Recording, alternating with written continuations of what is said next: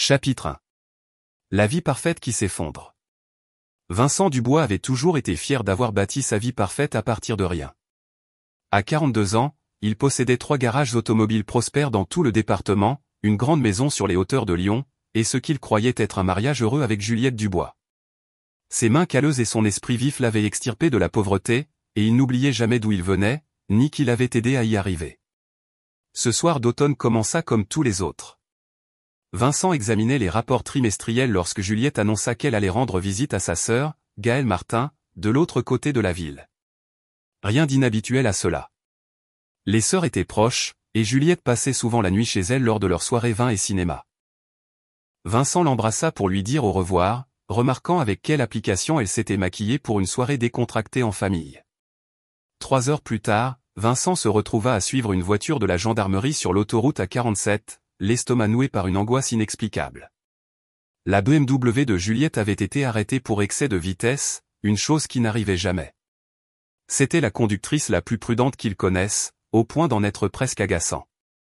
Le gendarme Sébastien Meyer était jeune, peut-être au début de la trentaine, avec le genre de visage sincère de quelqu'un qui croit encore à la justice.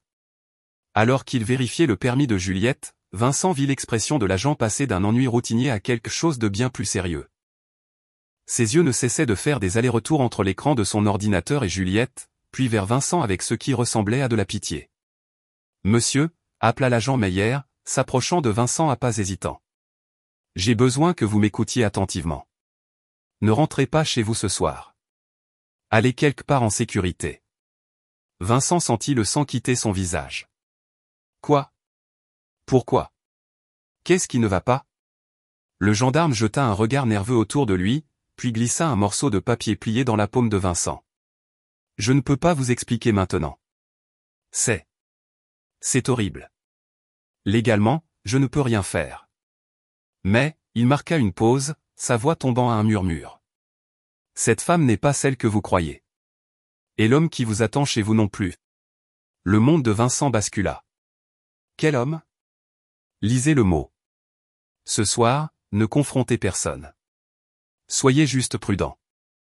L'agent Meyer rendit son permis à Juliette avec un sourire professionnel, mais Vincent surprit le regard de dégoût qui traversa son visage. Alors que la voiture de patrouille s'éloignait, Juliette retourna à leur voiture, jacassant nerveusement sur le fait que le gendarme était étrange et posait des questions bizarres. Vincent hocha la tête distraitement, le mot lui brûlant la poche comme de l'acide. Il suggéra qu'ils aillent dîner avant de se rendre chez Gaëlle, s'achetant ainsi du temps pour réfléchir. Au restaurant, Vincent s'excusa pour aller aux toilettes et déplia le mot avec des mains tremblantes. « Votre femme fréquente Stéphane Moreau depuis 8 mois. Ce soir, il est dans votre maison, en train de fouiller votre coffre-fort. Elle lui a donné la combinaison. Il y a plus. Bien plus. Elle planifie ça depuis des années. Je suis désolé. J'aimerais pouvoir faire plus. Un ami qui se souvient que vous avez aidé sa famille quand personne d'autre ne le voulait. » Vincent fixa les mots jusqu'à ce qu'ils deviennent flous. Stéphane Moreau. Il connaissait ce nom. Stéphane avait travaillé dans son premier garage il y a 5 ans. Un homme charmant, habile de ses mains et encore plus habile pour trouver des excuses quand il manquait de l'argent dans la caisse. Vincent l'avait renvoyé sans porter plainte, croyant que tout le monde méritait une seconde chance. Apparemment, Stéphane planifiait sa vengeance depuis lors. Mais Juliette. Sa Juliette. Ils étaient mariés depuis 15 ans. Ils avaient tout construit ensemble, survécu au cancer de sa mère, à la faillite de son père, à d'innombrables épreuves qui auraient dû les rapprocher. Vincent replia le mot et retourna à la table, son visage un masque impassible. Juliette envoyait un SMS, son téléphone incliné loin de lui, une chose qu'il n'avait jamais remarquée auparavant mais qui semblait maintenant d'une évidence flagrante. « Tout va bien, chérie ?» demanda-t-elle sans lever les yeux. « Parfaitement », répondit Vincent. Et pour la première fois de son mariage, il pensait le contraire. Le trajet jusqu'à la maison de Gaëlle fut un supplice de 20 minutes. Juliette n'arrêtait pas de vérifier son téléphone, et Vincent se surprit à cataloguer chaque mensonge qu'elle aurait pu lui raconter, chaque nuit tardive au travail, chaque week-end pour rendre visite à des amis de fac qu'il n'avait jamais rencontrés. Les fondations de sa vie ne se fissuraient pas seulement. Elles révélaient qu'il n'y avait jamais eu de fondation du tout. Quand ils arrivèrent chez Gaëlle, Vincent prétexta une urgence professionnelle et la nécessité de repartir. Le soulagement de Juliette était si palpable que c'en était presque comique. Elle l'embrassa pour lui dire au revoir avec les mêmes lèvres qui avaient probablement embrassé Stéphane Moreau.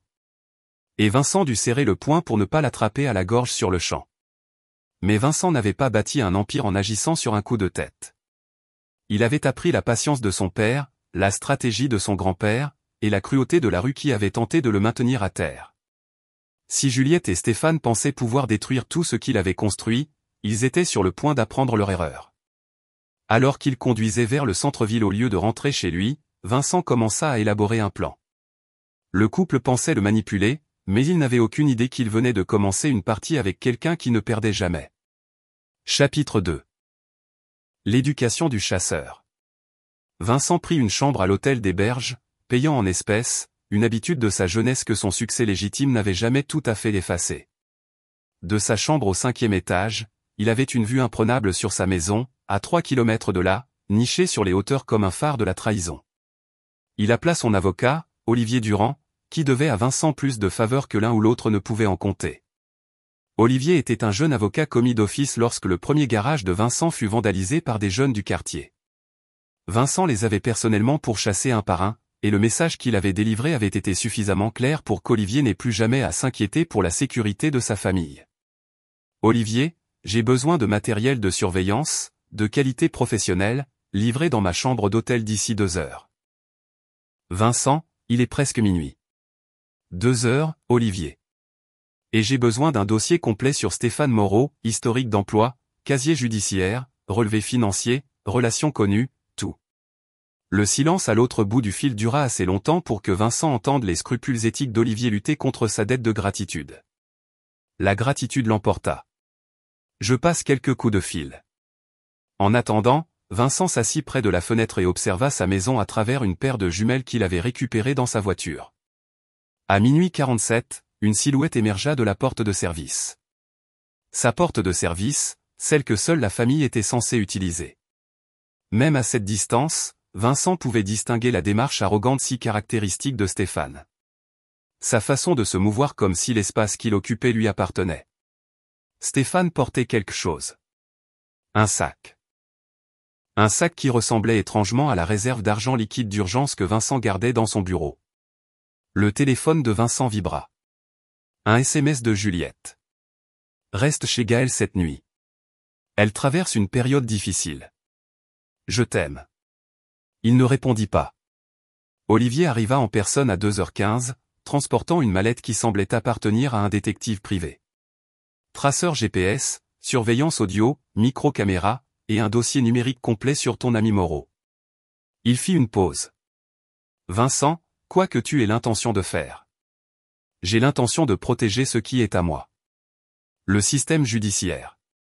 Le système judiciaire protège les gens comme eux, la voix de Vincent était plate, sans émotion. Moi, je protège les gens comme moi. Olivier partit sans un mot de plus, et Vincent passa l'heure suivante à étudier la vie de Stéphane Moreau comme un général étudiant le territoire ennemi. L'homme était un narcissique de manuel avec une longue histoire de séduction de femmes mariées, vidant leur compte en banque, et disparaissant avant que les conséquences ne le rattrapent. Il avait fait ça dans 3 régions différentes, restant toujours juste du bon côté de la loi. Mais cette fois, Stéphane avait commis une erreur cruciale. Il avait choisi Vincent Dubois.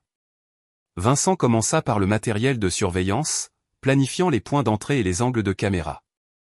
Mais en étudiant le comportement de Stéphane, un plan beaucoup plus élégant commença à se former. Stéphane n'était pas seulement un voleur.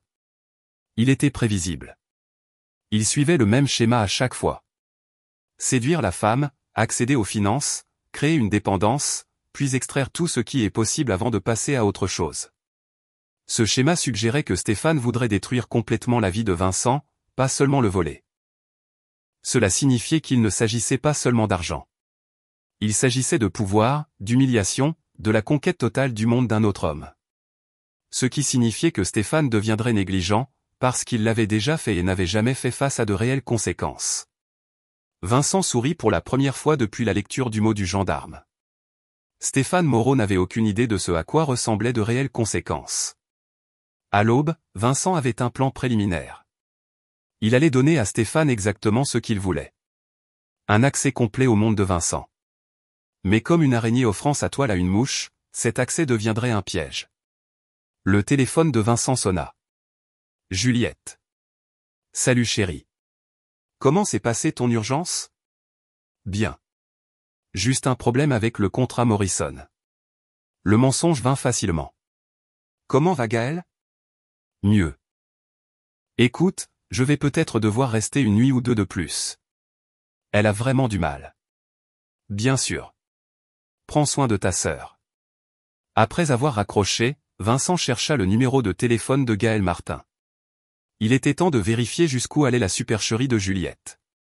Gaël, c'est Vincent. Je voulais juste prendre de tes nouvelles et m'assurer que tu vas bien. La confusion dans la voix de Gaël fut une réponse suffisante. Elle allait bien, n'avait pas vu Juliette depuis 2 semaines et n'avait aucune idée de quoi Vincent parlait. Vincent la remercia et raccrocha, ajoutant un autre mensonge à son registre mental. Juliette ne l'avait pas seulement trahi. Elle avait fabriqué toute une réalité alternative pour le faire. Les visites à sa sœur, les urgences au travail, les week-ends entre filles. Quelle part de la vie de sa femme avait été une fiction? Mais Vincent avait grandi dans la rue avant de bâtir son empire. Et une chose que la rue lui avait apprise, c'est que les gens qui vivent dans des fantasmes meurent lorsque la réalité frappe à la porte. Il était temps de présenter Stéphane et Juliette à la réalité. Chapitre 3. Les fondations de la guerre. Vincent rentra chez lui cet après-midi-là, parcourant sa maison comme un inspecteur sur une scène de crime. Tout semblait normal, mais maintenant il savait quoi chercher. Le coffre-fort dans son bureau avait été ouvert et refermé, mais celui qui l'avait fait était doué. Pas de rayures sur la serrure. Pas de traces de poussière dérangée. Professionnel. Il vérifia la caméra cachée qu'il avait installée dans son bureau des années auparavant après une alerte à l'effraction. L'horodatage montrait Stéphane Moreau dans l'espace privé de Vincent à 23h23, photographiant des documents, copiant des fichiers, et empochant ce qui ressemblait à la réserve de liquidité d'urgence de Vincent et à ses cartes de crédit de secours. Mais le moment le plus glaçant fut lorsque Stéphane brandit la photo de mariage de Vincent, lui sourit comme s'il partageait une blague privée, puis la posa soigneusement face contre le bureau. Vincent visionna l'enregistrement 3 fois, mémorisant chaque détail des mouvements de Stéphane, ses expressions, sa violation désinvolte de tout ce que Vincent tenait pour sacré. Puis il prit une décision qui aurait des conséquences bien au-delà de ce que Juliette et Stéphane pouvaient imaginer. Il appela son vieil ami, Serge Lefebvre. Serge dirigeait une société de conseil en sécurité, ce qui était une manière polie de dire qu'il gérait les problèmes qui ne pouvaient pas être résolus par les voies légales. Ils avaient grandi dans le même quartier. Et quand la fille de Serge avait eu besoin d'une opération que l'assurance ne couvrait pas, Vincent avait payé sans qu'on le lui demande. Ce genre de dette va plus loin que l'argent. Serge, j'ai besoin d'une équipe complète. Surveillance, contre-surveillance et protection des actifs. Et j'ai besoin de gens qui comprennent que certains problèmes exigent des solutions permanentes. À quel point permanente, Vincent? Je te le ferai savoir. En quelques heures, la maison de Vincent fut équipée d'un matériel de surveillance professionnel qui faisait passer l'installation d'Olivier pour des jouets d'enfants. Mais plus important encore, Serge avait fourni quelque chose d'encore plus précieux, des informations.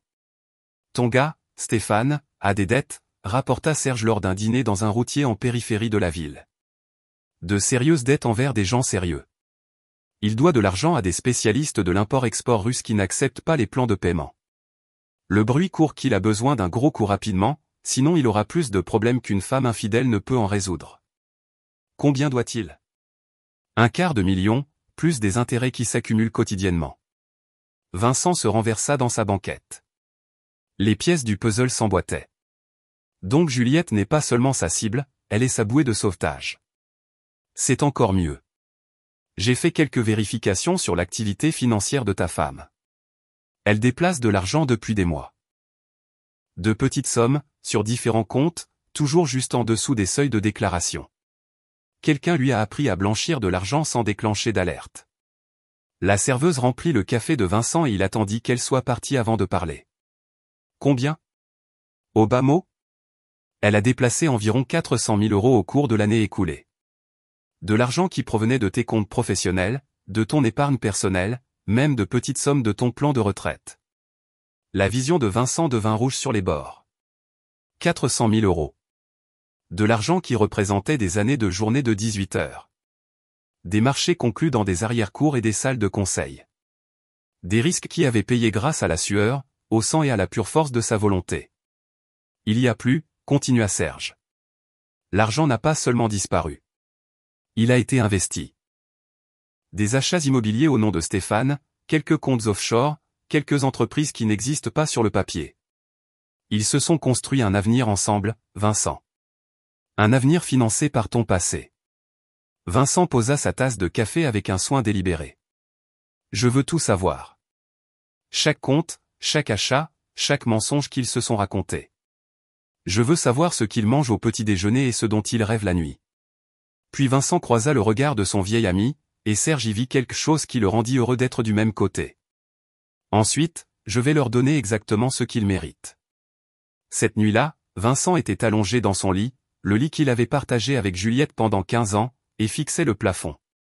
Demain, il commencerait à mettre en œuvre un plan qui ferait passer la trahison de Stéphane et Juliette pour un jeu d'enfant. Il pensait lui voler sa vie, mais ils étaient sur le point de découvrir que certains hommes ne peuvent pas être volés. Ils ne peuvent qu'être réveillés. Son téléphone vibra avec un autre SMS de Juliette. Tu me manques. À la maison demain soir. J'ai hâte de te voir. Vincent répondit. Moi aussi, j'ai hâte. Nous devons parler de notre avenir. Pour une fois, il disait la vérité. Chapitre 4. La toile s'étend. Vincent se réveilla avant l'aube et suivit sa routine matinale comme un homme se préparant à la guerre. Café, douche, séance d'entraînement dans sa salle de sport à domicile. Puis un examen attentif des images de surveillance de la nuit précédente. Juliette était rentrée à 2h47, se déplaçant dans la maison comme un fantôme, vérifiant constamment son téléphone, allant même jusqu'à renifler l'oreiller de Vincent pour voir s'il avait été là. Quand elle se réveilla enfin à 9h30, Vincent était déjà parti, soi-disant pour le travail, mais en réalité pour commencer la première phase de son plan. Son premier arrêt fut le bureau de Marie Renaud, une détective privée spécialisée dans les crimes financiers. Marie avait aidé Vincent à enquêter sur un partenaire potentiel des années auparavant et avait découvert un détournement de fonds qui l'avait sauvé d'une fusion désastreuse. Elle était minutieuse, discrète et n'avait aucun scrupule à opérer dans les zones grises de la légalité. J'ai besoin de profils financiers complets sur ces deux-là, dit Vincent, faisant glisser des photos de Juliette et Stéphane sur son bureau. Chaque compte, chaque transaction, chaque actif, légal et illégal. Marie étudia les photos. Votre femme ? Ma future ex-femme. Ça ne va pas être donné, Vincent. Les enquêtes financières approfondies prennent du temps et des ressources. Vincent posa une mallette sur son bureau et l'ouvrit. 50 000 € en liquide. De combien de temps avez-vous besoin ? 72 heures. Vous en avez 48. Ensuite, Vincent rendit visite à son comptable, Henri Simon, qui gérait les comptes de ses 3 garages. Henri était méticuleux jusqu'à l'obsession, ce qui le rendait parfait pour ce dont Vincent avait besoin. Henri, j'ai besoin que tu restructures tout. Transfère la propriété des garages à une nouvelle société, déplace tous les actifs liquides vers des comptes auxquels Juliette ne peut pas accéder, et crée une trace écrite qui montre que les entreprises sont en difficulté financière. Le visage d'Henri pâlit. Vincent, si tu es en procédure de divorce, cela pourrait être considéré comme une dissimulation d'actifs. Les tribunaux ne seront pas impliqués, le ton de Vincent était plat. Je ne divorce pas, Henri. J'obtiens justice. La différence dans sa voix fit cesser les questions d'Henri. Dans l'après-midi, Vincent avait visité chacun de ses garages, soi-disant pour des inspections de routine, mais en réalité pour planter les graines d'un plan beaucoup plus vaste. Il parla en privé avec des employés clés, posant des questions soigneusement élaborées sur la loyauté, sur ce qu'il ferait si l'entreprise faisait face à de sérieuses menaces, sur leur capacité à garder des informations sensibles confidentielles. Vincent avait appris il y a longtemps que la loyauté ne s'achète pas, mais qu'elle se cultive. Chaque personne à qui il parla se souvenait de bontés spécifiques, les primes de Noël quand leurs enfants avaient besoin d'une opération, les promotions quand d'autres garages ne voulaient pas les embaucher, les secondes chances quand leurs propres erreurs auraient pu tout leur coûter. Le soir, Vincent avait assemblé un réseau d'alliés qui feraient presque n'importe quoi pour protéger l'homme qui les avait protégés. Le dernier arrêt de la journée était le plus important, une réunion avec Jacques Lambert, un homme dont le titre officiel était consultant en affaires, mais dont la fonction réelle était de résoudre les problèmes qui ne pouvaient pas être résolus par des moyens conventionnels. Ils se rencontrèrent dans un club privé du centre-ville, le genre d'endroit où les conversations n'étaient pas enregistrées et où l'adhésion ne s'achetait pas seulement avec de l'argent. J'ai une situation, commença Vincent, qui requiert un doigté délicat. Jacques écouta sans interruption pendant que Vincent décrivait la trahison, le vol et la violation complète de tout ce qu'il avait construit. Quand Vincent eut fini, Jacques resta silencieux un long moment. « Quel est votre objectif final, Vincent ? » »« La destruction totale. Je veux qu'ils perdent tout ce qu'ils m'ont volé et tout ce qu'ils pensent posséder. Je veux qu'ils comprennent ce que ça fait d'avoir leur vie entière révélée comme un mensonge.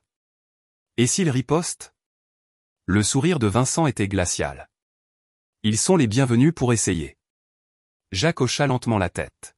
« Il ne s'agit pas seulement d'argent, n'est-ce pas ? » Non.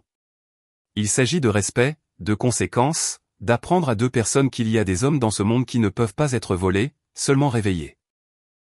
Je peux avoir des ressources en place d'ici une semaine. Vous avez 3 jours. Vincent rentra chez lui et trouva Juliette en train de préparer le dîner, fredonnant doucement, jouant le rôle de l'épouse dévouée avec une expertise qui aurait été admirable si elle n'était pas si complètement fausse. Elle l'embrassa quand il entra, et Vincent dut réprimer l'envie de l'attraper à la gorge et d'exiger la vérité. Au lieu de cela, il joua son propre rôle. Le mari confiant, l'homme d'affaires prospère, l'homme trop à l'aise dans sa vie pour remarquer qu'elle était systématiquement démantelée autour de lui. Comment était le travail ? Demanda Juliette, sa voix pétillante d'une fausse sollicitude. Intéressant, répondit Vincent. Je pensais à m'agrandir. Peut-être ouvrir un 4e garage. La fourchette de Juliette s'arrêta à mi-chemin de sa bouche. Ça a l'air cher. J'ai vu un local de l'autre côté de la ville. Emplacement parfait, mais ça demanderait un investissement important. Vincent observait attentivement son visage. Il faudrait liquider certains actifs pour que ça marche. L'éclair de panique dans les yeux de Juliette fut si bref que quelqu'un qui ne savait pas quoi chercher aurait pu le manquer, mais Vincent le vit, le catalogua et le classa pour une utilisation future. Peut-être devrions-nous discuter ensemble de toute décision financière majeure, dit Juliette prudemment. Bien sûr. Après tout, nous sommes partenaires en tout. Cette nuit-là, alors que Juliette dormait à côté de lui, Vincent resta éveillé, planifiant la destruction systématique de 2 personnes qui avaient fait l'erreur de penser que Vincent Dubois n'était qu'une autre proie à escroquer et à jeter. Ils étaient sur le point d'apprendre que certains hommes n'étaient pas des victimes. C'étaient des prédateurs. Chapitre 5. Le piège se referme. L'appel arriva à 6h47, 3 jours après que Vincent eut mis son plan en marche. La voix de Marie Renaud était tendue d'excitation et de dégoût à parts égales. « Vincent, vous devez voir ça. Pouvez-vous être à mon bureau dans 1 heure ?» Vincent arriva et trouva le bureau de Marie couvert de documents financiers, de photographies et de relevés bancaires qui peignaient un tableau de trahison systématique bien plus profond qu'il ne l'avait imaginé. « Votre femme est intelligente, » commença Marie. Mais Stéphane Moreau est plus intelligent et plus cupide. Elle étala une série de relevés bancaires. Juliette déplace votre argent depuis 14 mois, pas 8. Mais voici la partie intéressante. Stéphane déplace son argent à elle aussi. Chaque compte qu'elle a ouvert, chaque investissement qu'elle a fait avec vos fonds volés, il a prélevé sa part. Elle pense qu'ils ont 400 000 € ensemble. Il en a en fait près de 600 000, et 300 000 sont cachés à son insu. Vincent étudia les documents, sentant une froide satisfaction s'installer dans sa poitrine. Il prévoit de disparaître. Plus que ça. Regardez ça. Marie sortit un contrat de location. Stéphane a signé un bail de 2 ans pour une maison au nom de Juliette, en utilisant son numéro de sécurité sociale et une signature falsifiée. Si les choses tournent mal, elle est responsable de 24 mois de loyer pour un endroit qu'elle n'a jamais vu. Où ? Costa Rica. Juridiction sans extradition pour les crimes financiers de moins de 50 000 € par incident. Vincent se renversa dans son fauteuil. Les pièces du puzzle s'emboîtaient. Stéphane ne volait pas seulement Vincent. Il préparait Juliette à porter le chapeau pour tout. Le moment venu de disparaître, Stéphane laisserait Juliette avec des accusations de fraude tandis qu'il vivrait confortablement de l'argent volé à tous les deux. Il y a plus, continua Marie. Stéphane a tout enregistré. Appel téléphonique, rencontre à l'hôtel, même des moments intimes. Il a assez de preuves pour détruire la réputation de Juliette et l'impliquer dans tous les aspects du vol, tout en se présentant comme une victime manipulée. Vincent ressentit quelque chose qui aurait pu être de l'admiration pour la minutie de Stéphane si elle n'avait pas visé à détruire sa vie. L'homme était un prédateur professionnel qui avait perfectionné l'art de laisser ses complices affronter seuls les conséquences. Mais Stéphane avait commis une erreur cruciale. Il avait supposé que Vincent Dubois n'était qu'une autre proie. « J'ai besoin de copies de tout », dit Vincent. « Et j'ai besoin que vous fassiez une chose de plus. » Cet après-midi-là, Vincent mit en œuvre la phase suivante de son plan. Il appela Juliette au travail et lui demanda de le rejoindre pour déjeuner dans leur restaurant préféré, le même endroit où ils avaient eu leur premier rendez-vous 16 ans auparavant. Juliette arriva, belle et nerveuse, vérifiant constamment son téléphone, une habitude que Vincent reconnaissait maintenant comme de la maintenance de Stéphane. « Je pensais à notre avenir », commença Vincent, faisant écho au SMS qu'il avait envoyé quelques nuits plus tôt. « À ce que nous voulons de la vie. »« Que veux-tu dire ?» Vincent sortit un dossier et le posa sur la table entre eux. « Je veux dire, je pense qu'il est temps pour nous de faire des changements. De grands changements. » Le visage de Juliette pâlit en ouvrant le dossier et en voyant le premier document. Une annonce immobilière pour une maison au Costa Rica, avec des photos et un compromis de vente. « Vincent, qu'est-ce que c'est ? » ?»« Notre nouvelle vie. J'ai envisagé de prendre une retraite anticipée, peut-être de déménager quelque part où nous pourrons vraiment être nous-mêmes. » Vincent observa attentivement le visage de Juliette. « J'ai trouvé cet endroit par l'intermédiaire d'un associé, Stéphane Moreau. Tu te souviens de Stéphane, n'est-ce pas? Il travaillait pour moi. » La main de Juliette tremblait en tournant les pages. « Je ne comprends pas, Stéphane m'a aidé à faire des recherches sur la vie d'expatrié. Les impôts, les lois sur la propriété, les meilleures façons de transférer des actifs à l'international sans déclencher la surveillance du gouvernement. » La voix de Vincent était désinvolte, conversationnelle. Il a une sacrée expérience en matière de finances internationales. Le sang quitta le visage de Juliette alors qu'elle réalisait que Vincent décrivait exactement ce qu'elle et Stéphane avaient fait avec son argent. Mais il y avait plus. Vincent le décrivait comme si c'était son idée, comme s'il prévoyait de le faire légalement et ouvertement. « Vincent, je ne pense pas, Stéphane a suggéré que nous pourrions liquider la plupart de nos actifs nationaux et les réinvestir offshore. Il estime que nous pourrions tout transférer en un mois si nous agissons rapidement. » Le téléphone de Juliette vibra avec un SMS. Elle y jeta un coup d'œil et Vincent vit son visage passer de pâle à gris. Quoi que Stéphane venait de lui envoyer, ce n'était pas une bonne nouvelle. « Je dois y aller, » dit soudain Juliette en fermant le dossier. « Je ne me sens pas bien. »« Bien sûr. Prends le dossier avec toi. Regarde-le et nous pourrons en discuter ce soir. » Vincent regarda Juliette sortir précipitamment du restaurant, serrant le dossier comme si c'était la preuve de sa propre exécution. Ce qui, d'une certaine manière, était le cas. Car Juliette devait maintenant choisir, avertir Stéphane que Vincent était au courant de leur plan, risquant d'exposer toute leur relation, ou se taire et espérer que l'intérêt de Vincent pour le Costa Rica était une coïncidence. L'un ou l'autre choix mènerait au même résultat. Stéphane réaliserait que la situation était devenue trop dangereuse et commencerait à mettre en œuvre sa stratégie de sortie, ce qui signifiait qu'il commencerait à se débarrasser de Juliette. Le téléphone de Vincent vibra avec un SMS de Serge. Colis livré. La phase 3 était prête à commencer. Ce soir-là, Vincent rentra chez lui et trouva Juliette faisant les 100 pas dans la cuisine.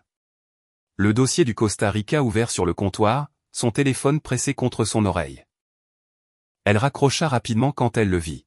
« Tout va bien ?» demanda Vincent. « Bien. Juste des trucs de boulot. » Le sourire de Juliette était crispé. « J'ai regardé ces documents. C'est une idée intéressante, mais peut-être devrions-nous y réfléchir davantage. En fait, j'espérais que nous pourrions accélérer les choses. Stéphane pense qu'il pourrait y avoir des changements réglementaires à venir qui pourraient rendre les transferts plus difficiles. » Le visage de Juliette passa par une série de micro-expressions, peur, confusion, calcul, désespoir. Vincent catalogua chacune d'elles. « Peut-être devrions-nous rencontrer Stéphane ensemble, dit-elle finalement. Pour qu'il puisse nous expliquer les détails à tous les deux. » Vincent sourit. « Excellente idée. Que dirais-tu de demain soir ? » Après que Juliette soit allée se coucher, Vincent appela Serge.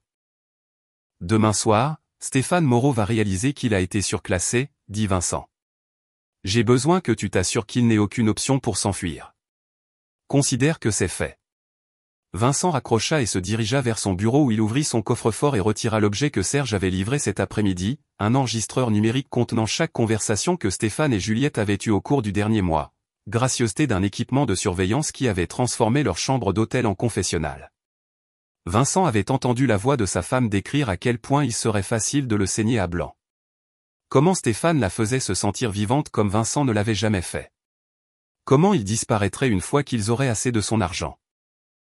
Mais la conversation la plus intéressante avait été celle où Stéphane expliquait à Juliette qu'il devrait éventuellement couper les ponts proprement le moment venu de déménager définitivement. Juliette n'avait aucune idée qu'elle parlait à un homme qui prévoyait de détruire sa vie en même temps que celle de Vincent. Vincent sourit en refermant l'enregistreur dans le coffre-fort. Demain soir, Juliette et Stéphane découvriraient qu'ils n'étaient pas les seuls capables de planifier une trahison. Ils étaient juste les seuls assez stupides pour penser qu'ils pouvaient s'en tirer. Chapitre 6. Le Creuset. Le rendez-vous était fixé à 19h à la brasserie de l'Est, un territoire neutre où Juliette et Stéphane se sentiraient à l'aise. Vincent arriva en avance et choisit une banquette d'angle avec une vue dégagée sur toutes les entrées. De vieilles habitudes d'une jeunesse passée dans des environnements où s'asseoir dos à une porte pouvait être fatal. Juliette arriva la première. Sa nervosité était évidente dans la façon dont elle lissait constamment ses cheveux et vérifiait son téléphone. Elle s'était habillée avec soin, professionnelle mais séduisante, le genre de tenue qui suggérait des affaires sérieuses tout en plaisant aux hommes de sa vie. Stéphane entra exactement à 19h, et Vincent dut admirer son sang-froid. L'homme ne montra aucun signe de reconnaissance au-delà d'un sourire poli. Aucune indication qu'il pillait systématiquement la vie de Vincent depuis plus d'1 an. Il était doué dans son article. Vincent. Content de te revoir, dit Stéphane en lui tendant la main avec une confiance parfaite. Juliette m'a dit que tu étais intéressé par des opportunités offshore. Très intéressé, répondit Vincent en étudiant le visage de Stéphane. Je crois comprendre que vous avez une expérience considérable en gestion d'actifs internationaux. Un peu, dit modestement Stéphane. J'ai aidé quelques clients à diversifier leurs avoirs dans des juridictions favorables. Vincent hocha la tête et sortit une mallette. J'ai apporté quelques documents que vous pourriez trouver intéressants. Les yeux de Stéphane se dirigèrent vers la mallette, puis vers Juliette, qui était devenue très silencieuse. Vincent ouvrit la mallette et en sortit 3 dossiers, les posant sur la table avec une précision délibérée. Le premier dossier contient les registres financiers de mes entreprises des 18 derniers mois, commença Vincent. Revenus, dépenses, transferts d'actifs, le train-train habituel. Stéphane se détendit légèrement. C'était un territoire familier. Le deuxième dossier contient des photos de surveillance prises au cours du dernier mois. Le visage de Stéphane ne changea pas, mais Vincent remarqua le léger resserrement autour de ses yeux. Juliette émit un petit son qui aurait pu être un gémissement. Le troisième dossier contient les transcriptions de conversations entre diverses parties concernant mes finances, mon mariage et certaines délocalisations prévues vers des territoires sans extradition. Le silence qui suivit fut profond. La main de Stéphane s'était arrêtée en chemin vers son verre d'eau. Juliette fixait les dossiers comme s'ils étaient des serpents venimeux. Maintenant, continua Vincent d'un ton conversationnel, nous pouvons en discuter comme des gens civilisés, ou nous pouvons impliquer d'autres parties. C'est votre choix. Stéphane se ressaisit le premier, comme Vincent s'y attendait. Les prédateurs sont toujours prompts à évaluer les nouvelles menaces. Vincent, je pense qu'il y a peut-être un malentendu. Aucun malentendu. Vincent ouvrit le premier dossier et sortit un relevé bancaire. Juliette, voudrais-tu expliquer à Stéphane pourquoi ta signature apparaît sur cette autorisation de retrait de 50 000 € de mon compte professionnel? Le visage de Juliette se décomposa. Vincent, s'il te plaît. Ou Stéphane, peut-être aimeriez-vous expliquer pourquoi vous êtes désigné comme bénéficiaire d'une police d'assurance vie que Juliette a souscrite sur moi il y a 6 mois. Cela attira l'attention de Stéphane. Vincent avait gardé cette révélation pour un impact maximal, et le regard de surprise sincère sur le visage de Stéphane lui dit tout ce qu'il avait besoin de savoir. Stéphane n'était pas au courant de la police d'assurance, ce qui signifiait que Juliette avait prévu des plans de secours qui n'incluaient pas son amant. Une assurance vie? La voix de Stéphane était soigneusement contrôlée, mais Vincent perçut la pointe de trahison en dessous. 2 millions d'euros, dit Vincent, avec Juliette comme bénéficiaire principale et Stéphane Moreau comme bénéficiaire secondaire. Arrangement intéressant, ne trouvez-vous pas? Stéphane se tourna vers Juliette avec une expression qui aurait été terrifiante si Vincent n'avait pas tant apprécié le spectacle. Tu n'as mentionné aucune police d'assurance. Je voulais nous protéger. Nous protéger, ou te protéger toi? Vincent se renversa et regarda l'alliance entre sa femme et son amant commencer à se fracturer en temps réel. C'est pourquoi il avait inclus les informations sur l'assurance, même si leur découverte avait été le moment le plus glaçant de son enquête. Juliette ne se contentait pas de le voler. Elle avait envisagé si sa mort ne serait pas plus rentable que sa trahison. Il y a plus, dit Vincent en ouvrant le deuxième dossier. Stéphane, le nom d'Arthur Fournier vous dit quelque chose? Le visage de Stéphane devint blanc. Comment connaissez-vous? Arthur est un de mes associés. Depuis des années. Imaginez ma surprise quand il a mentionné que quelqu'un l'avait approché pour organiser un accident pour un homme d'affaires local en vue. C'était un mensonge, mais Vincent le livra avec une telle confiance désinvolte que Juliette et Stéphane le crurent complètement. L'art de la guerre psychologique consistait à faire en sorte que vos ennemis se détruisent eux-mêmes avec leur propre culpabilité et leur paranoïa. Vincent, murmura Juliette. Nous n'avons jamais. Jamais quoi? Jamais prévu de me tuer, ou jamais prévu de vous faire prendre? Stéphane se leva brusquement. Je pense que cette conversation est terminée. Asseyez-vous, dit Vincent doucement, et quelque chose dans sa voix figea Stéphane sur place. Vous n'avez pas encore entendu le meilleur. Vincent ouvrit le troisième dossier et sortit une photo de Stéphane entrant dans une chambre d'hôtel, suivie d'une autre photo de lui en sortant 3 heures plus tard avec une mallette. C'est l'hôtel des Berges, chambre 237, mardi soir dernier. La mallette contient environ 150 000 € en liquide que Juliette ignore. Juliette se tourna vers Stéphane avec une expression d'horreur naissante. De quoi parle-t-il? Ou nous pourrions discuter de la maison au Costa Rica que Stéphane a louée à ton nom, Juliette. Celle dont tu seras responsable même après qu'il aura disparu avec l'argent que vous m'avez tous les deux volé. Le piège était maintenant entièrement refermé.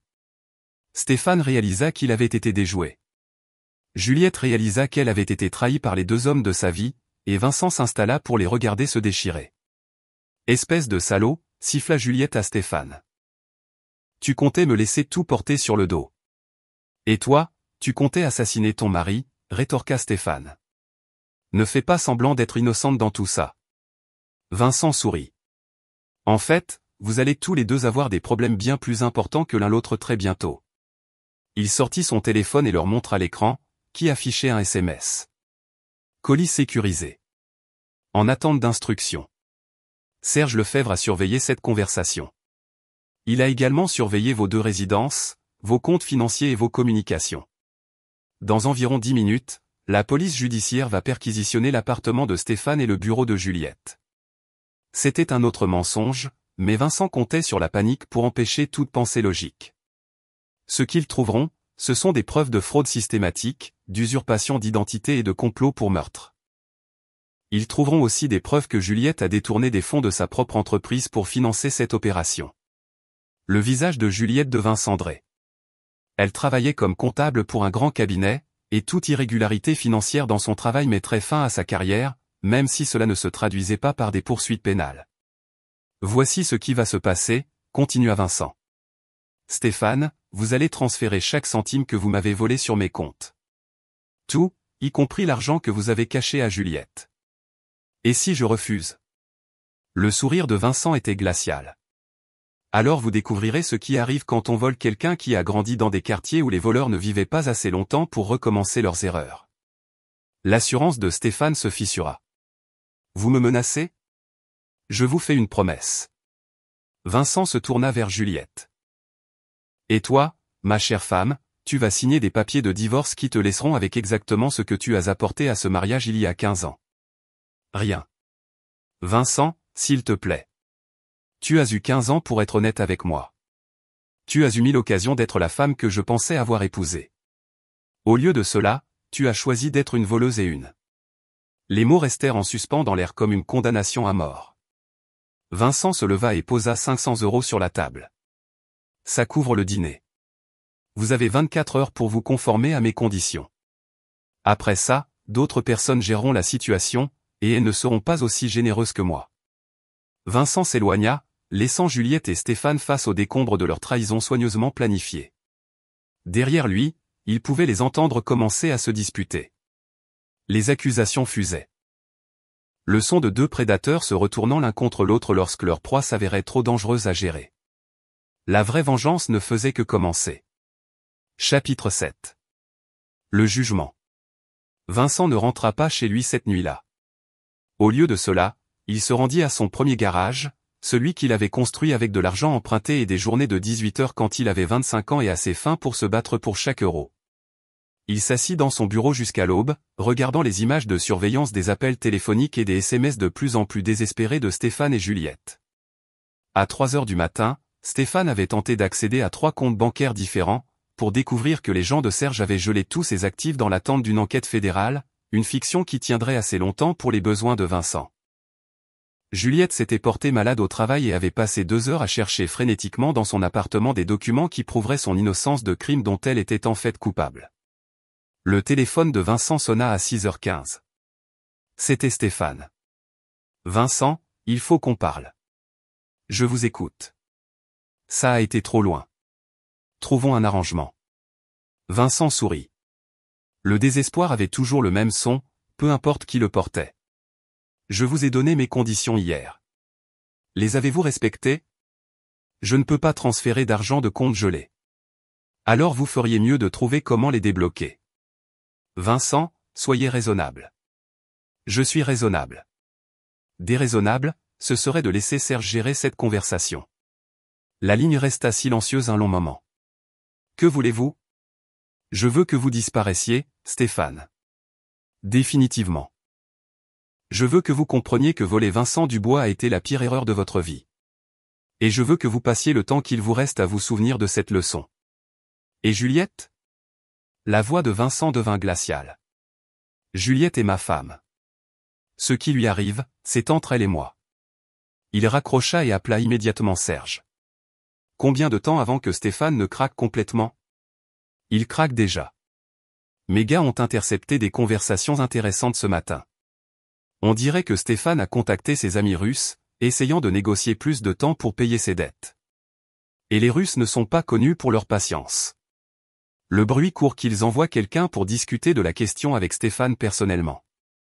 Vincent sentit une sombre satisfaction s'installer dans sa poitrine. Le passé de Stéphane le rattrapait au moment même où son avenir disparaissait. Timing parfait. Assure-toi que les Russes sachent où le trouver. Déjà fait. Le deuxième appel de Vincent fut pour Olivier Durand. J'ai besoin que tu rédiges des papiers de divorce. Adultère, fraude, vol d'actifs conjugaux. Je veux tout protéger sous le coup de différends irréconciliables, avec des preuves d'activité criminelle. Vincent, si tu as des preuves d'activité criminelle, tu devrais impliquer la police. La police est trop lente. J'ai besoin que ce soit géré en privé. Et Juliette ? Elle va se battre. Le rire de Vincent était sans joie. Juliette sera trop occupée à essayer de rester hors de prison pour se battre pour quoi que ce soit. À midi, Vincent reçut la confirmation que Stéphane avait tenté de fuir la région, pour découvrir que son passeport avait été signalé pour activité financière suspecte. La police aux frontières l'avait retenu pendant 3 heures avant de le relâcher avec un avertissement que ses voyages étaient surveillés. Le troisième appel de la journée de Vincent fut pour Juliette. Il faut qu'on se voie. Sa voix était tremblante, vaincue. Je signerai tout ce que tu veux. Bien. Au bureau de mon avocat. 15 heures. Vincent, je suis désolé. Je sais que ça ne veut plus rien dire maintenant, mais je suis désolé. Vincent réfléchit un instant. Non, tu n'es pas désolé de l'avoir fait. Tu es désolé de t'être fait prendre. Il y a une différence. La procédure de divorce dura moins d'1 heure. Juliette signa chaque document sans les lire, ses mains tremblant d'épuisement et de peur. Quand ce fut fini, elle regarda Vincent avec des larmes dans les yeux. Qu'est-ce qui se passe maintenant ? Maintenant, tu apprends à vivre avec les conséquences de tes choix. Vas-tu porter plainte ? Vincent étudia le visage de son ex-femme, voyant peut-être pour la première fois la personne qu'elle était réellement sous le masque qu'elle avait porté pendant 15 ans. Faible, égoïste, prête à détruire n'importe qui pour obtenir ce qu'elle voulait, mais finalement une petite personne qui avait fait l'erreur d'essayer de s'attaquer à quelqu'un de plus fort. Non, dit-il finalement. Tu n'en vaux pas la peine. Le soulagement sur le visage de Juliette était pathétique. Elle pensait vraiment s'en tirer. Vincent sortit du bureau de l'avocat, un homme libre, mais il n'avait pas encore terminé. Ce soir-là, il s'assit dans son bureau et passa un dernier appel. « Serge, c'est l'heure. »« Tu es sûr de ça, Vincent ?»« J'en suis sûr. » 2 heures plus tard, Vincent reçut un SMS avec une adresse et une heure. Il traversa la ville jusqu'à un quartier d'entrepôt qu'il avait bien connu dans sa jeunesse. Des endroits où les problèmes étaient résolus de manière permanente et où les questions n'étaient pas posées. Stéphane Moreau l'attendait, attaché à une chaise au centre d'un bâtiment vide.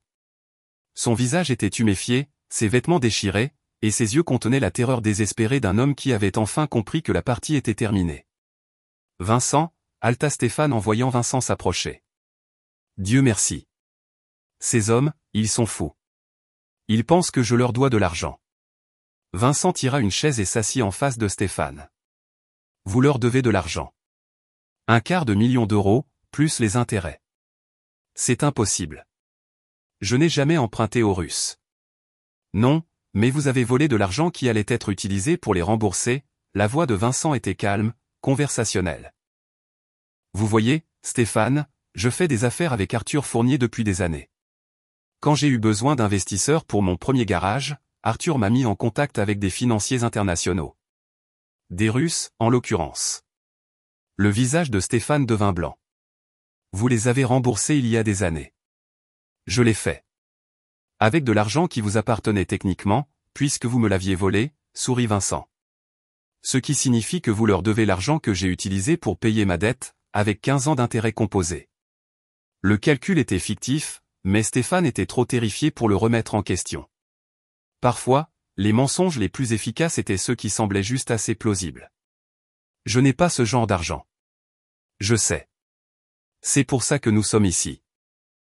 Vincent se leva et se dirigea vers l'endroit où Serge attendait avec 2 autres hommes que Stéphane reconnut probablement de ses cauchemars. Stéphane Moreau, dit Vincent formellement, vous avez fait l'erreur de penser que vous pouviez me voler. Vous avez fait l'erreur de penser que vous pouviez séduire ma femme et détruire ma vie. Plus important encore, vous avez fait l'erreur de penser que j'étais juste une autre proie à escroquer et à jeter. Vincent fit un signe de tête à Serge. Vous aviez tort. La dernière chose que Stéphane vit fut Vincent Dubois s'éloignant, le laissant affronter les conséquences d'une vie bâtie sur la destruction de la confiance des autres. Chapitre 8. Le prix de la trahison. Vincent ne regarda pas ce qui arriva à Stéphane Moreau. Il n'en avait pas besoin. Certaines leçons étaient plus efficaces lorsqu'elles restaient privées entre le professeur et l'élève, et Vincent avait donné assez de leçons dans sa jeunesse pour savoir que Stéphane comprendrait clairement le message. 3 jours plus tard, la disparition de Stéphane fit la une des nouvelles locales comme un avis de recherche. Son appartement avait été abandonné, sa voiture retrouvée à l'aéroport, et des rapports contradictoires circulaient sur le fait qu'il ait pris un vol pour le Mexique ou qu'il ait simplement disparu. L'enquête de police fut superficielle. Stéphane Moreau n'avait pas de famille, peu d'amis et l'habitude de quitter la ville brusquement. Les gens comme lui disparaissaient tout le temps. Vincent ne ressentit aucune culpabilité quant au sort de Stéphane. Selon son expérience, les hommes qui faisaient carrière en détruisant la vie des autres vivaient rarement assez longtemps pour profiter de leur retraite. Vincent avait simplement accéléré l'inévitable. Mais Juliette était une toute autre affaire. Vincent la trouva un jeudi soir, assise seule dans le même restaurant où ils avaient eu leur confrontation avec Stéphane. Elle semblait plus petite, en quelque sorte, diminuée par le poids des conséquences qu'elle n'avait jamais imaginé devoir porter. « J'ai entendu parler de Stéphane », dit-elle sans lever les yeux quand Vincent s'assit en face d'elle. « Ah oui ? La police est passée à mon appartement hier. Il pose des questions sur ses affaires financières, ses associés. » Elle croisa enfin le regard de Vincent. « Ils ont posé des questions sur toi. Qu'est-ce que tu leur as dit ? » La vérité. Que Stéphane avait travaillé pour toi. Que nous l'avions rencontré récemment pour une opportunité d'affaires. Que je ne l'avais pas revu depuis. Vincent hocha la tête. Malin. Juliette eut un rire amer. Trop peu, trop tard pour être maligne. Ils restèrent assis en silence pendant plusieurs minutes. Deux personnes qui avaient partagé 15 ans de mariage se regardant comme des étrangers. Ce qu'ils avaient probablement toujours été, songea Vincent. Je n'ai jamais voulu que ça aille aussi loin, dit finalement Juliette. Si, tu le voulais. Tu ne pensais juste pas te faire prendre. Non, je veux dire, je n'ai jamais voulu te faire de mal. Pas vraiment. Vincent étudia son visage, cherchant le moindre signe de remords sincère. Ce qu'il vit à la place, c'était la même rationalisation égoïste qu'il avait entendue de la part de tous les criminels qu'il avait connus. La croyance que désirer quelque chose assez fort justifiait de le prendre. Tu as souscrit une assurance vie sur moi, Juliette. 2 millions d'euros. Elle tressaillit. Ce n'était pas ce que tu penses. Alors c'était quoi? Une assurance au cas où quelque chose arriverait naturellement. Je n'allais pas, elle s'interrompit, incapable de finir la phrase. Vincent se renversa dans sa chaise. Mais tu y as pensé. Le silence s'étira entre eux comme un aveu. Qu'est-ce qui se passe maintenant? Demanda Juliette. Maintenant, tu disparais. Tu prends l'argent que tu as réussi à cacher à Stéphane et à moi, et tu recommences ta vie quelque part où je ne te reverrai plus jamais. Et si je ne le fais pas? Le sourire de Vincent était glacial. Alors tu découvriras que Stéphane n'était pas le seul à devoir de l'argent à des gens dangereux. Le visage de Juliette devint cendré. Vincent, s'il te plaît. Tu as une semaine. Vincent se leva pour partir, puis s'arrêta. Une dernière chose. Si jamais tu me contactes, si jamais tu essaies de revenir, si j'entends ne serait-ce que ton nom mentionné dans cette ville à nouveau. Ce qui est arrivé à Stéphane te semblera de la pitié comparé à ce qui t'arrivera. Il s'éloigna sans se retourner, laissant Juliette contempler les ruines d'une vie qu'elle avait détruite par sa propre cupidité et sa trahison. Dehors, Vincent resta assis dans sa voiture pendant plusieurs minutes, ressentant quelque chose qui aurait pu être de la tristesse s'il était le genre d'homme à s'adonner à de telles émotions. 15 ans de mariage envolé, non seulement terminés, mais révélés comme ayant été un mensonge depuis le début. Mais Vincent Dubois avait survécu à de pires pertes. Il avait survécu à la pauvreté, à la violence, à la trahison de gens en qui il avait plus confiance qu'en Juliette. Il avait bâti un empire à partir de rien une fois auparavant, et il pourrait le refaire si nécessaire. Son téléphone vibra avec un SMS de Serge. Colis traité. Aucune trace. Vincent supprima le message et démarra sa voiture. Demain, il commencerait le processus de reconstruction de sa vie, sans le poids des gens qui n'avaient jamais mérité sa confiance. Ce serait différent cette fois. Mieux. Parce que Vincent Dubois avait appris quelque chose de précieux de la trahison de Juliette et Stéphane. La seule personne en qui il pouvait vraiment avoir confiance, c'était lui-même. Et parfois, c'était suffisant. Chapitre 9. Les nouvelles fondations. 6 mois plus tard, Vincent Dubois se tenait dans le bureau de son 4e garage, regardant l'équipe du matin se préparer pour une nouvelle journée.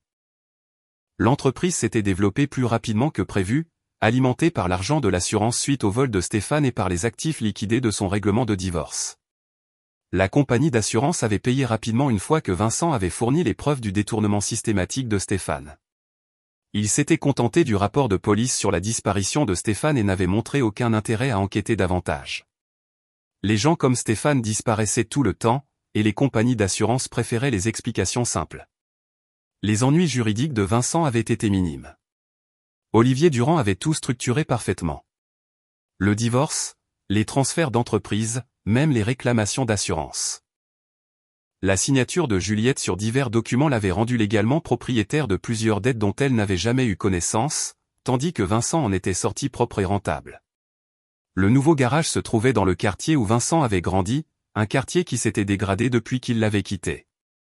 Mais Vincent se souvenait de ce que c'était que d'être jeune, d'avoir faim et de chercher quelqu'un pour lui donner une chance. Il embaucha localement, paya bien et ne posa aucune question sur le passé de ses employés tant qu'il se présentait et travaillait dur. Serge Lefebvre passait toutes les quelques semaines, soi-disant pour discuter de la sécurité des garages, mais en réalité pour fournir des mises à jour sur les situations nécessitant une surveillance.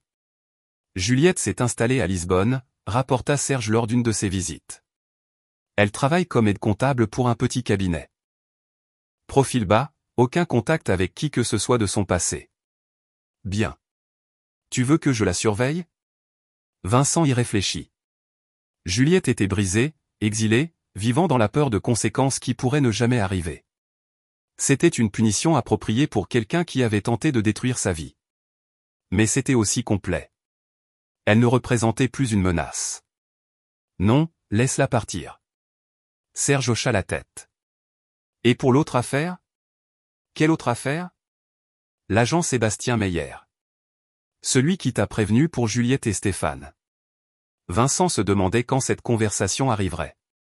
L'agent Meyer avait risqué sa carrière pour l'avertir du complot contre lui, et Vincent n'oubliait pas de telles dettes. Qu'en est-il de lui? Sa fille a besoin d'une opération.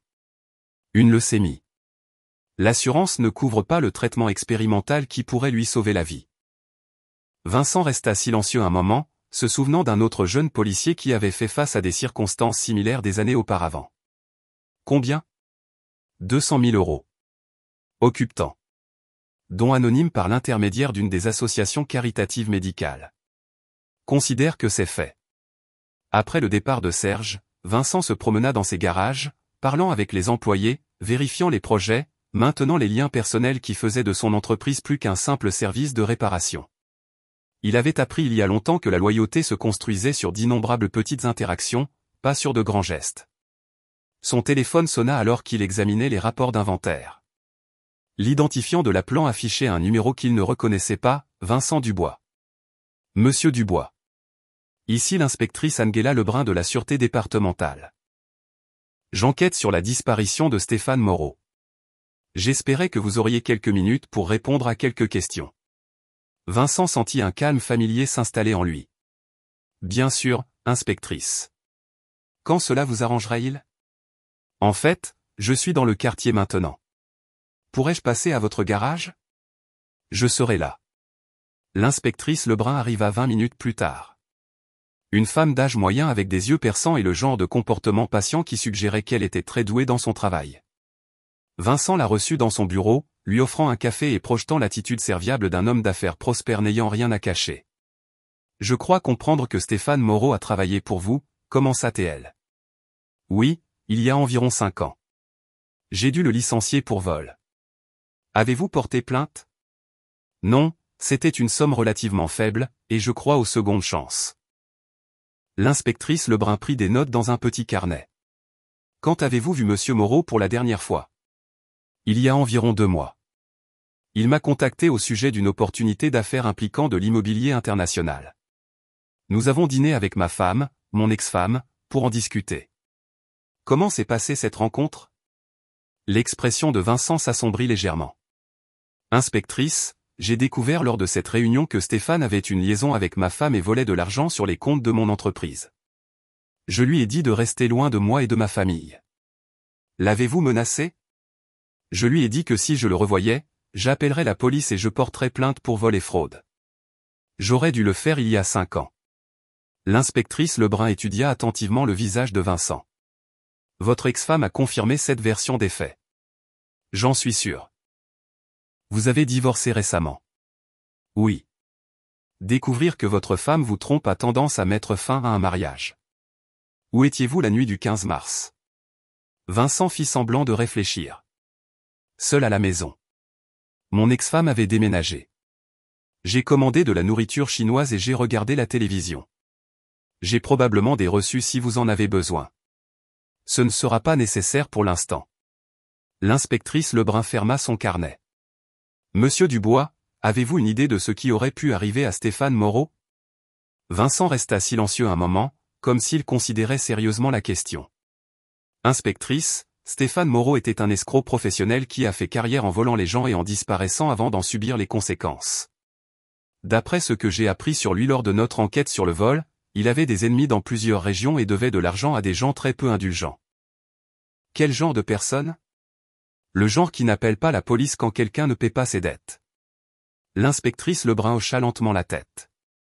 Merci pour votre temps, monsieur Dubois. Si vous pensez à autre chose qui pourrait être utile, veuillez m'appeler. Elle tendit sa carte à Vincent et partit. Vincent attendit que sa voiture disparaisse du parking, puis appela Serge. On vient d'avoir de la visite. Je sais. Elle pose des questions en ville depuis une semaine. Très minutieuse, mais elle ne trouve rien d'utile. Parce qu'il n'y a rien à trouver. Parce que nous sommes très doués dans notre travail. Vincent sourit. Bien. Ce soir-là, Vincent s'assit dans son bureau, la même pièce où il avait découvert la trahison de Juliette 6 mois plus tôt. Le coffre-fort contenait maintenant des documents différents, des polices d'assurance qui ne protégeaient que lui, des relevés bancaires montrant des soldes sains qu'il contrôlait entièrement, et des contrats commerciaux qui assuraient sa sécurité pour les années à venir. Il pensa à Juliette, probablement allongée, éveillée, dans un appartement bon marché à Lisbonne, se demandant si chaque coup à la porte n'était pas quelqu'un venant recouvrer des dettes qu'elle ne comprenait pas. Il pensa à Stéphane, dont la leçon finale sur les conséquences avait été plus permanente que ce que Vincent avait initialement prévu. Surtout, il pensa à l'avenir. Vincent Dubois avait 43 ans, était financièrement sûr et complètement libéré des personnes qui pourraient le trahir. Il avait appris à faire confiance avec prudence et à punir sans pitié, et ces leçons lui serviraient bien dans tout ce qui viendrait ensuite. Son téléphone vibra avec un SMS de l'agent Sébastien Meyer. « Monsieur Dubois, je ne sais pas comment vous remercier pour ce que vous avez fait pour ma fille. Les médecins disent que le traitement fonctionne. Je n'oublierai jamais cette gentillesse. » Vincent sourit et supprima le message. Certaines dettes valaient la peine d'être payées et certaines faveurs valaient la peine d'être rendues. Mais désormais, Vincent Dubois choisirait très soigneusement qui méritait sa confiance et sa loyauté. Car Vincent Dubois avait appris la leçon la plus importante de toutes. Dans un monde plein de prédateurs, le seul moyen de survivre est d'être le prédateur alpha. Et Vincent était très doué pour survivre. Et voilà. Une autre histoire touche à sa fin. Qu'en avez-vous pensé? J'adorerais lire vos impressions dans les commentaires ci-dessous. Si vous avez apprécié cette histoire, envisagez de rejoindre notre communauté en vous abonnant. Cela compte énormément pour nous. Pour plus d'histoires comme celle-ci, consultez les vidéos recommandées à l'écran, et je vous dis à la prochaine.